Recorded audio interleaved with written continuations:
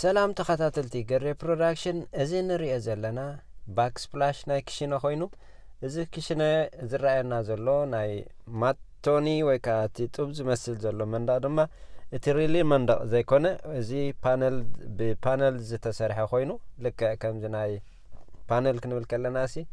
ازي ناي كومبيستاتون ولا ناي عدنا بخوم زي تسرحة لك فريم تسرحو بوناتو ديزاين زي تسرحة مالتي እዚ ባክ ስፕላሽ ከምዚ ገሊኡ ናይ ማርሞ ባህሪ ገሊኡ ድማ ናይ ጥርሙስ መሳሊ ዘለዎሎ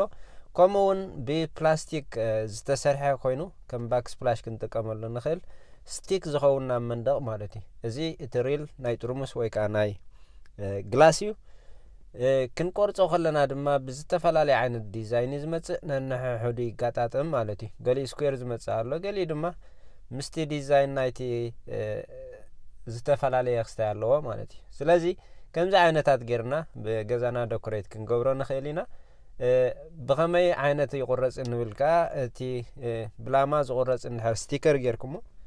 ብቕልል ዝበለ ክትጥቀምሉ ትኽእሉ ኢኹም እዚ ግን እቲ ሪል ግላስ እዩ ማለት እዩ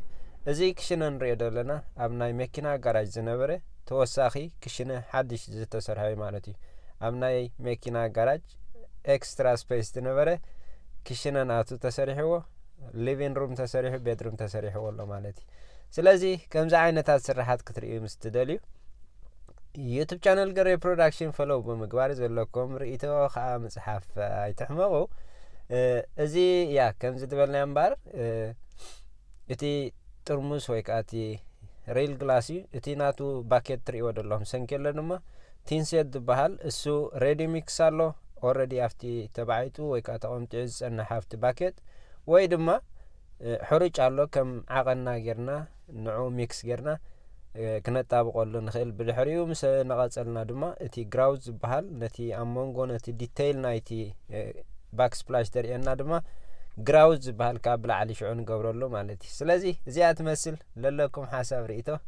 ላይክ ሼር ምግባር ኣይትሕመቑ ሓደስቲ ተኾንኩም ከዓ ሳብስክራይብ ግበሩ ኣብ ካልእ ቪድዮ ዝመጸኩም መታም ብቐሊል ክትረኽብዎ ሰላም ወሰናይ